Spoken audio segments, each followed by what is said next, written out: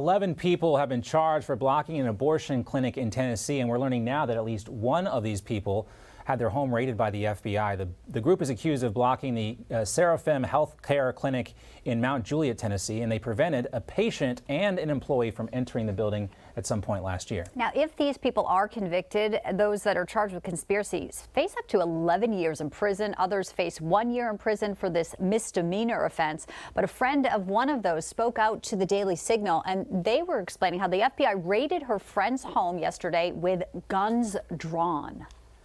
Well, a Colorado baker who won a partial Supreme Court victory after refusing on religious grounds to make a gay couple's wedding cake is now challenging another case. Jack Phillips, owner of Masterpiece Cake Shop, is accused of violating Colorado's discrimination laws by declining to bake a transition cake for a transgender woman because of his religious beliefs. I know what you're thinking. It just never ends, does it, folks? A lawyer for Phillips is urging Colorado's appeal court to overturn last year's ruling in a lawsuit brought by the transgender woman.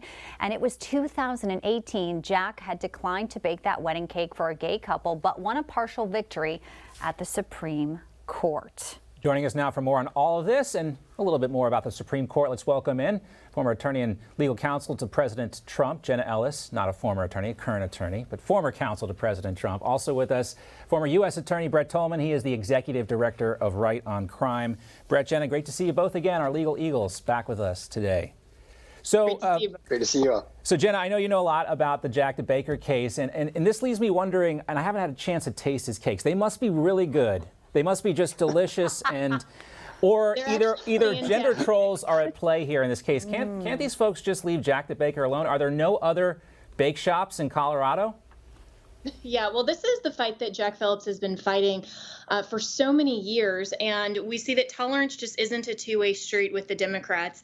And of course, this transgender woman came into his cake shop the day that the Masterpiece Cake Shop case was handed down by the Supreme Court. So this is obviously an instance of specifically targeting him and saying that he doesn't have the same rights as everyone else in America to practice his sincerely held religious beliefs. And so this is what this case is all about, and hopefully it will continue to progress through the legal system and actually broaden the decision that was more narrowly decided in the Masterpiece Cake Shop case at the Supreme Court back in 2018. That case only held that the Colorado Civil Rights Commission had not acted neutrally toward Jack Phillips. That's basically a modern-day Star Chamber in Colorado against Christians. But this particular case hopefully will eventually stand for the principle in the First Amendment that even business owners can assert their own sincerely held religious beliefs and say, sorry, I decline to make cakes with these types of statements that I disagree with. That's just fundamentally a concept that all Americans should stand behind. Of course, there are other bake shops that would have been happy to accommodate this transgender individual. Right. And never heard of a transgender cake. That's just me, though, perhaps.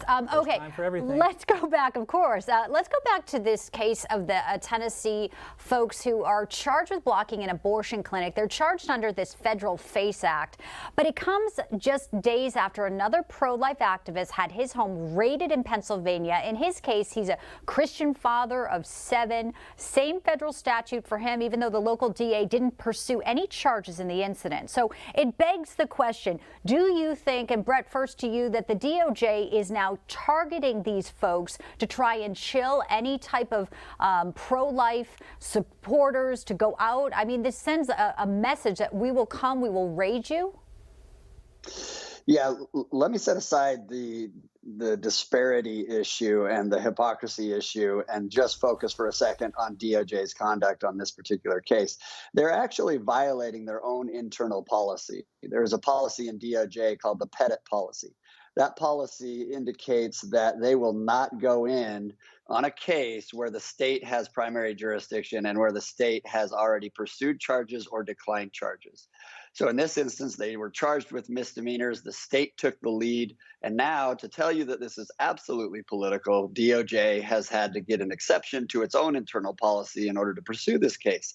That's a big deal, because what it sends the message to all of us is they're willing to bend their own internal rules in order to send a message that fits the narrative that they're trying to pursue. then you look at the disparity and the hypocrisy in enforcing laws against those that are on the right as opposed to those on the left, then we have a double combination of bad decision making and abuse of discretion at the Department of Justice. Yeah, it wouldn't be the first time the FBI has bent their own rules or broken the law to actually meet their ends. And I'm thinking specifically of Carter Page and that FISA warrant. But let's also talk about our new Supreme Court justice. We got to hear from Justice Ketanji Brown Jackson. She's already making some headlines. Here's what she had to say on the second day of oral arguments. I understood that we looked at the history and traditions of the Constitution, at what the framers and the founders thought about. And when I drilled down to that level of analysis, it became clear to me that the framers themselves adopted the Equal Protection Clause, the 14th Amendment, the 15th Amendment in a race-conscious way. So, Jenna, kind of decipher for us what we heard there from our new Supreme Court Associate Justice.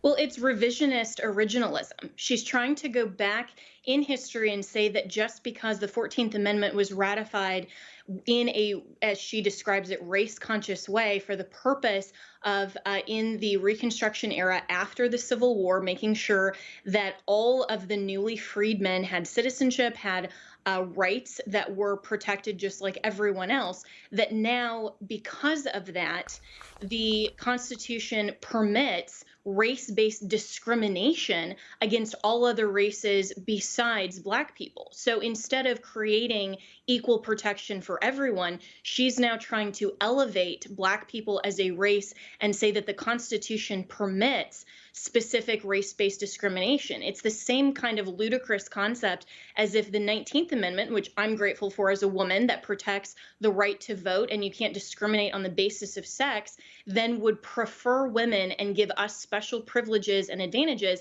and allow laws to discriminate against men in the voting process. It's absolutely absurd, but this is the kind of revisionist jurisprudential philosophy and ideology that someone who won't even define what is a woman in her confirmation hearings is now bringing to the bench. And she's just not spouting this, in the halls of a university in a leftist liberal column in the Washington Post or the New York Times. She's actually opining from the highest court in the land.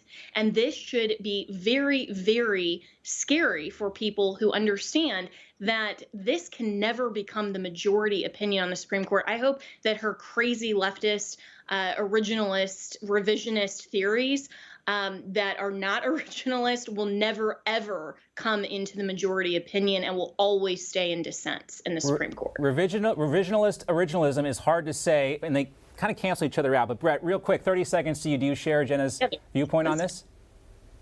Well, yeah, it was a bit of an audacious speech to be giving in the first place. It sets a marker. It's very unusual if you see newly, impaneled justices that join the Supreme Court.